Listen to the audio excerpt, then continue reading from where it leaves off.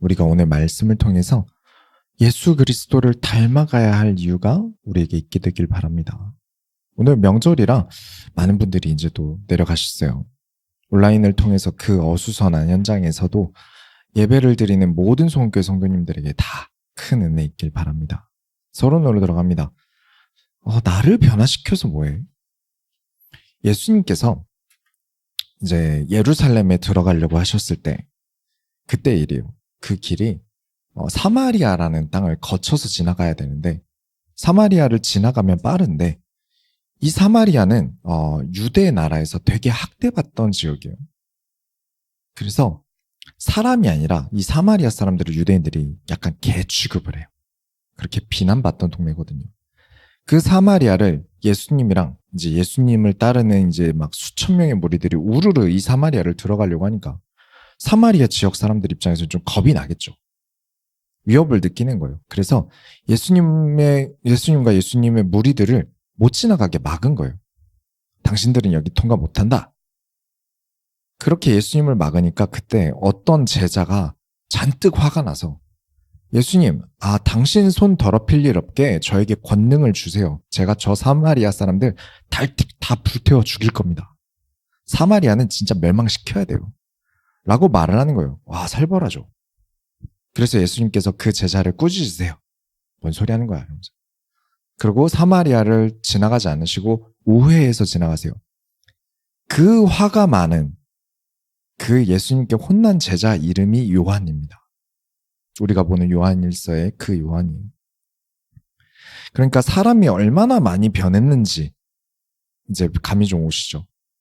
그런 요한을 변화시킨 것이 무엇이었을까요? 사랑이었어요. 말뿐인 사랑은 가짜다. 우리가 지난주부터 보고 있죠.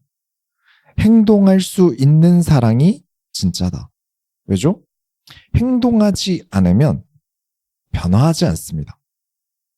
저는 요리를 잘 못해요. 근데 예전에 한참 요리 프로그램이 많았을 때 있었잖아요. 그때 많이 봤어요. 그런다고 제가 요리가 늘었을까요?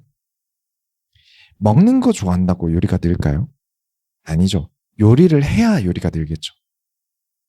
그렇게 노하우가 쌓여가다 보면 나중에는 눈으로만 보기만 해도 저 요리는 저렇게 하면 할 수 있겠구나 라는 감이 올 거고요. 여러분 음악 많이 들으시잖아요. 노래도 많이 들으시잖아요. 음악을 많이 듣거나 음악을 많이 듣는다 그래서 노래가 늘거나 연주가 느는 건 아니거든요. 근데 노래를 하면, 배우면 이제 음악을 많이 듣는 건 엄청나게 도움이 돼요. 연주도 마찬가지죠. 사람의 인생을 바꾸는 것은요, 행동하는 데 있습니다. 특히 사랑하는 일에는 목숨 걸고 행동해요. 더 빨리 바뀌고 많이 바뀌겠죠. 그런데 사람들이 계산이 돌면서 생기는 문제가 있어요. 그렇게 요한처럼 불같은 성격에서 예수님의 사랑이 넘치는 성격으로 변한 게 이게 무슨 이득이 있겠냐 이거예요. 그런다고 돈이 생깁니까? 삶에 아무 문제가 없습니까? 요한은 부잣집 도련님이었어요. 그죠? 그렇게 살다가 유배를 당하고 거기서 노역을 하면서 어떤 면에서 비참하게 순교를 한 거예요. 그게 무슨 변화입니까? 역시 영적인 변화, 어떤 인간 내적인 변화보다 중요한 건 역시 돈이 되는 육신의 변화 아닐까요? 개선이 되니까 그렇게 되시나요? 그래서 3장 1절부터 2절에 보라, 아버지께서 어떠한 사랑을 우리에게 베푸사 하나님의 자녀라 일컬음을 받게 하셨는가? 우리가 그러하도다. 그러므로 세상이 우리를 알지 못함은 그를 알지 못함이라. 사랑하는 자들아, 우리가 지금은 하나님의 자녀라. 장래에 어떻게 될지는 아직 나타나지 아니하였으나 그가 나타나시면 우리가 그와 같을 줄을 아는 것은 그의 참 모습 그대로 볼 것이기 때문이니.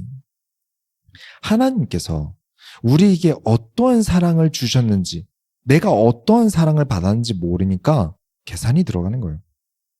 하나님께서 나를 사랑하시고 그렇게 예수 그리스도를 보내셨습니다. 하나님의 사랑의 증표가 무엇이냐? 예수님을 보내신 거예요. 이에 대해서는 창세기부터 정말 많이 이야기를 했어요. 그의 사랑의 증표신 예수 그리스도를 성경의 가장 처음인 창세기부터 요한계시록까지 쭉 써놓으신 거예요. 그러면서 한 가지 확신합니다. 그래, 예수님의 죽음은 어떠했습니까? 비참했습니다. 그러나 그는 죽음을 이기시고 거룩한 모습으로 부활하셨습니다. 우리도 그렇습니다. 예수를 위해 고난받을 수 있고 아플 수 있고 순교할 수 있겠죠. 어떻게 될지 모르는 거예요. 그러나 하나님의 사랑을 모르는 사람들은 계산을 하겠죠. 그래서 도망치고 피할 거예요. 그러나 우리는 죽음 뒤에 예수님 앞에 설 때 어떠할지를 고민해야 합니다. 그들은 그걸 모르기 때문에 계산하지만 우리가 왜 예수 닮고자 하고 왜 하나님의 사랑으로 나를 변화시키고자 하느냐? 변화된 모습으로 예수님 앞에 서고 싶기 때문이에요. 내가 이 땅에서 내 육신을 어떻게든 가치 있게 하나님께 드리는 게 죽음 뒤에 어떠한 평가로 이어질지 당장 눈앞에 있는 것만 계산하는 사람은 모른다는 거예요. 이 말을 누가 했다? 가장 계산 잘하고 욕심도 많았고 성격도 불같았던 요한이 말했다. 내가 그 사람들처럼 계산 많이 했다. 나도 성격이 육심만 보는 성격이었다. 그런데 하나님의 사랑을 보고 죽음 뒤에 우리가 어떻게 될 것인지 알고 난 뒤에 난 그렇게는 못하겠다. 그렇게 계산하면서 주를 위한 일이 가치가 없고 그렇게 보이고 육신에 입을 거, 먹을 거, 마실 거를 위한 욕심이 가득한 사람들은 절대 모른다. 그러나 우리는 죽음 뒤에 우리가 어떻게 될지 진짜 참 모습을 알기 때문에 3절에 주를 향하여 이 소망을 가진 자마다 그의 깨끗하심과 같이 자기를 깨끗하게 하느니라. 우리는 알기에 우리의 삶을 깨끗하게 하려고 한다. 예수를 사랑해서 예수를 닮고자 한다. 그게 크리스찬입니다. 교회는 어떤 게 교회일까요? 교회 간판 걸렸으면 교회일까요?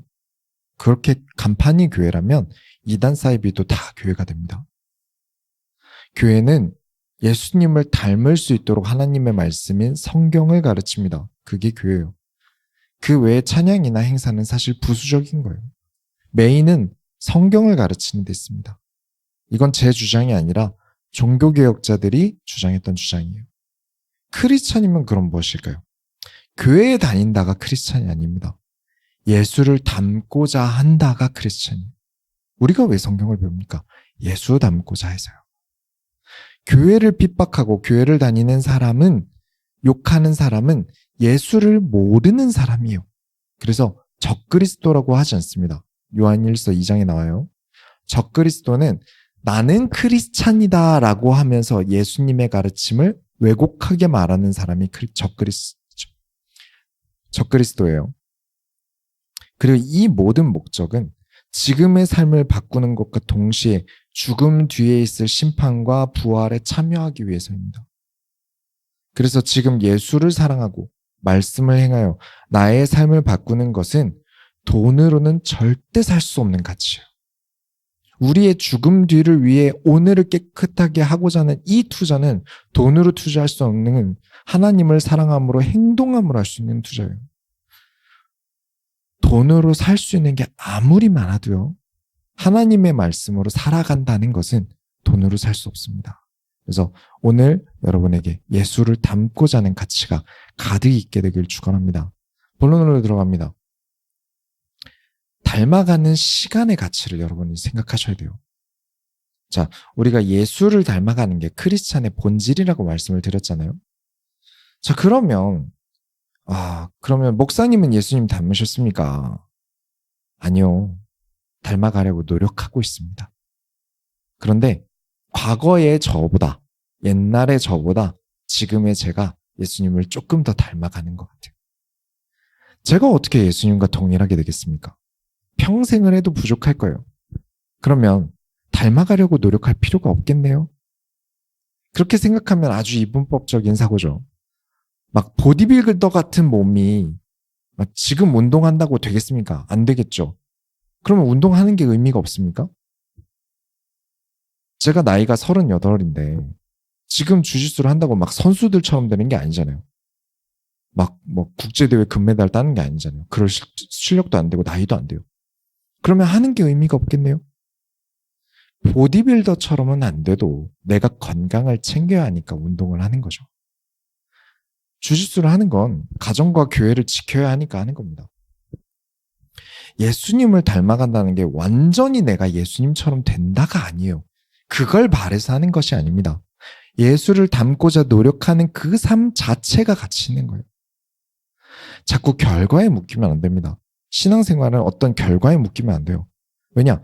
육신의 세계는 결과값이 나오겠죠. 당장 뭐가 나올 거예요. 그러나 영의 세계는 죽음 뒤에 이 땅의 끝에 나와요. 그래서 결과에 묶여서 계산하기보다 어떻게 내가 하나님의 사랑을 많이 받고 내가 하나님께 나의 사랑을 어떻게 많이 드릴 수 있는가, 이걸 고민하는 이 시간이 정말 가치 있는 거예요. 4절부터 6절 보시면 죄를 짓는 자마다 불법을 행하나니 죄는 불법이라. 그가 우리 죄를 없애려고 나타나신 것을 너희가 아나니 그에게는 죄가 없느니라. 그 안에 거하는 자마다 범죄하지 않아야 하나니 범죄하는 자마다 그를 보지도 못하였고 그를 알지도 못하였느니라. 예수님은 죄가 없으신데 죄인의 사형틀인 십자가에 못 박히셨습니다. 그러면 죄도 없는데 왜 사형을 당하셨어야 합니까? 우리의 죄를 위해서 십자가에 못 박히셨습니다. 내 죄 때문에 십자가에 못 박히셨어요. 그러면 그래 뭐 죄 한 번 더 진짜 까실 거. 예수 한 번 더 못 박으면 되지 뭐. 이게 정상입니까? 그래 예수님께서 나를 죄를 위해서 십자가를 지셨는데 예수를 더 못 박는 짓은 내가 하면 안 되겠다 라고 생각하는 게 정상이겠습니까? 진짜 예수를 너희가 보았다면, 그 은혜를 진짜 알았다면 예수를 또 한 번 팔아버리는 죄를, 예수님의 가르침을 왜곡하는 그 십자가를 모독하는 그 죄를 지을 수 있겠느냐라는 거예요. 그런데 이 요한일서 당시에 가짜 교사들이 뭐라고 가르쳤다고요? 육신의 죄 지어도 괜찮다. 어차피 육신은 무익하다. 영만 선하다. 육신은 그래서 개차반이어도 상관없다. 라고 가르치니 미혹당하지 말아라. 그들은 예수를 또 한 번 십자가에 못 박아도 괜찮다고 말하는 사람들이다. 7절부터 8절에 자녀들아 아무도 너희를 미혹하지 못하게 하라. 의를 행하는 자는 그의 의로우심과 같이 의롭고 죄를 짓는 자마다 마귀에게 속하나니 마귀는 처음부터 범죄함이라. 하나님의 아들이 나타나신 것은 마귀의 일을 멸하려 하심이라. 자, 이 구절들에 대해서 오해가 없으셔야 됩니다. 많은 사람들이 오해하는 구절이에요. 저는 목사입니다. 예를 들게요. 저는 목사예요. 그죠? 누구보다 저는 구원받은 하나님의 자녀라는 확신이 있습니다. 자신이 있어요. 그런데 제가 죄를 지을까요? 안 지을까요? 저도 모르게 죄라고 말할 만한 게 분명히 있었을걸요. 내가 아무리 안 지으려고 해도 일주일을 살아가면서 이건 죄 아닐까 싶은 것들이 있지 않을까요? 저는 사람이에요. 완벽할 수 없어요. 저는 예수 그리스도가 될 수 없습니다. 처음부터 죄 없으신 그분과 저의 죄덩이인 저는 같을 수 없어요. 그러나 저는 한 주간 한 의로운 행동이 더 많습니다. 말씀을 따라 행동한 게 더 많아요. 그럼 저는 의인입니까? 죄인입니까? 그래서 서론에서 영적인 일에 대해서 결과적으로 생각하지 말라고 말씀을 드린 거예요. 저는 의롭고 싶다는 인식이 있고 행동으로 옮겼어요. 그리고 제 죄에 대해서는 부정적인 견해가 있어요. 죄 지어도 돼. 예수님 또 못 박으면 되지. 라고 긍정하는 게 아니라 이건 하면 안 돼. 내가 이때 이러면 안 되는 거구나. 내가 이때 이 사람에게 이렇게 말하면 안 되는 거였어. 라고 반성을 합니다. 그러니까 의인으로서의 삶의 태도는 죄를 안 짓는다가 아니에요. 죄에 대한 반성이 있다는 거예요. 내가 한 잘못에 대해 나는 그래도 돼. 어쩌겠어. 삶이 그런 거지. 사람이 생긴 대로 살아야지. 송충이가 솔잎 먹고 살아야지. 타고난 게 그런 걸 어쩌겠어. 라는 말은 계속 마귀 자녀처럼 살겠다라는 말이에요. 나는 구원받기 전에 원래 마귀 자녀였어. 그러니까 나는 마귀 자녀처럼 살래. 라는 말과 똑같다는 거죠. 나는 이제 하나님의 자녀고 예수님께 빚을 진 자니까 그런 실수가 없도록 해야 하고, 실수가 나오더라도 반성을 해야죠. 까짓거 예수님 마음에 못 한번 박아도 예수님 다 용서하셔. 이런 마음가짐은 가짜 사랑인 겁니다. 가짜 크리스찬이 되는 거예요. 행함은 없고 입만 살았으니까요. 9절에 하나님께로부터 난 자마다 죄를 짓지 아니하나니 이는 하나님의 씨가 그의 속에 거함이요 그도 범죄하지 못하는 것은 하나님께로부터 났습니다. 하나님의 씨가 내 속에서 자라서 나무가 되고 숲이 된 사람일수록 그 행동에 성장이 있지 않겠습니까? 우리 개신교는 성선설인가요? 선악설인가요? 성무선악설인가요? 선악설입니다. 악은 몸에 배어서 나오지만 얘는 배워야만 할 수 있어요. 사회화를 생각해보면 빠르죠. 어떤 신입이 회식 때 단 한순간도 고기를 안 굽더래요. 계속 상사가 구워주는 것만 받아 먹어요. 그래서 상사가 너 첫째지? 그랬더니 어떻게 하셨어요? 이랬나 봐요. 그러니까 옛날엔 그랬나 봐요. 첫째들은 고기 못 굽게 하고 엄마가 다 구워주고 이랬나 봐요. 인간이 원래 먹는 것만 먹을 줄 알지 주변 상황과 눈치는 배워야 돼요. 누가 알려줘야 그러면 안 되는구나 하는 거죠. 근데 요즘에는 이런 거 하나 알려주는 것도 되게 부정적으로 말해서 좀 큰일이긴 합니다. 인성이 자라기 좀 어려운 것 같아요.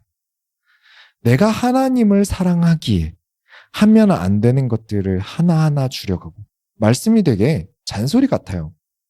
그냥 들으면 잔소리 같아요. 근데 하나님을 사랑하고 하나님의 말씀을 사랑하면 그런 것들이 하나하나 줄겠죠. 말로 실수한 것들을 기억하고 회개하면서 하나하나 조심해 간다면 그 사람은 죄를 짓는 빈도가 굉장히 줄어들겠죠. 주변 사람들이 취향과 상관없이 그 사람을 좋아하게 될 거고요. 그 사람에 대한 평가는 높아질 거예요. 이것이 그 사람의 삶의 열매가 하나님께로부터 났다라고 하는 겁니다.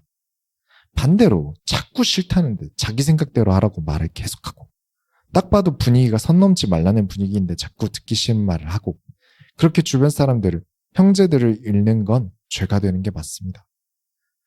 10절에 보시면 이러므로 하나님의 자녀들과 마귀의 자녀들이 드러나나니 무릇 의를 행하지 아니하는 자나 또는 그 형제를 사랑하지 아니하는 자는 하나님께 속하지 아니하니라. 진짜 형제를 사랑하면, 그러니까 형제는 친형제를 얘기하는 게 아니에요. 교회의 성도들, 하나님의 자녀들을 전부 형제라고 하는 겁니다. 그 형제의 마음까지 알아줘야 하는데 자꾸 힘들어하는 사람에게 잔소리하면 되겠습니까? 하나님께서도 얼마나 오랜 시간 나를 기다려주셨어요. 우리가 기다려줄 수도 있어야 돼요. 그 사랑을 알면 내가 형제에게 자꾸 다급하게 왜 그렇게 믿음이 없냐 말할 수 있을까요? 그래서 결론을 내리겠습니다.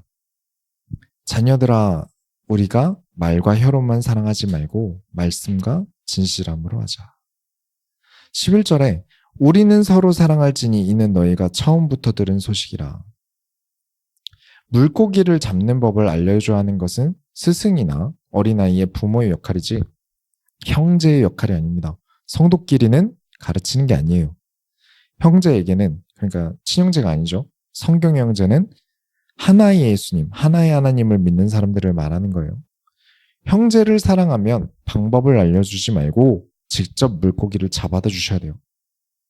형제가 어떤 어려움을 겪으면 자꾸 나는 옛날에 이런 일 때문에 힘들었는데 너 정도는 아무것도 아니다 라는 건 진짜 사랑할 줄 모르는 행동인 겁니다. 예수님께서 제자들에게 사람 낚는 어부가 되는 법을 알려주셨어요. 예수님은 그렇게 가르치셨어요.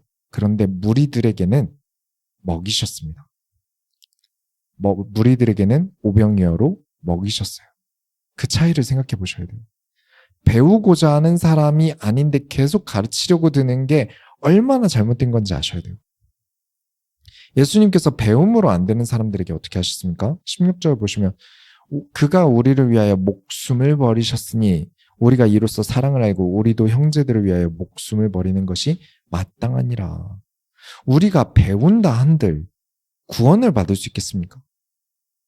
구원은 믿음으로 받는 것입니다. 구원은 예수님께서 직접 주셔야 받는 것이지 내가 어떠한 방법으로 배워서 받을 수 있는 게 아닌 겁니다. 그런데 성도가 못하는 일도 있고요. 성도가 잘 못하는 일도 있고 내가 해줄 수 있는 일이 있다면 해주는 게 맞는 거예요. 방법을 알려주는 게 아닌 거죠. 18절에 자녀들아 우리가 말과 혀로만 사랑하지 말고 행함과 진실함으로 하자. 말만 하지 마라. 예수님께서도 그렇게 안 하셨다. 예수님은 가르치시기만 한 분이 아니시다. 직접 하나님께 순종하는 행함을 보이셨다. 사람을 사랑하사 자기 육신을 십자가에서 떼어주셨다. 그런데 우리가 형제를 사랑하기를 말뿐이면 되겠습니까? 행동하셔야 합니다. 교회에 어려움을 겪는 성도가 있는데 거기다 대고 잔소리할 게 아니라 직접 나서서 도와줄 수 있고, 교회에 필요한 게 있다면 교회에 이런 게 없다 저런 게 없다 말만 할 게 아니라 필요를 채우는 것이 사랑입니다. 아주 간단하게 요약하겠습니다. 오늘 이것만이라도 꼭 기억하세요.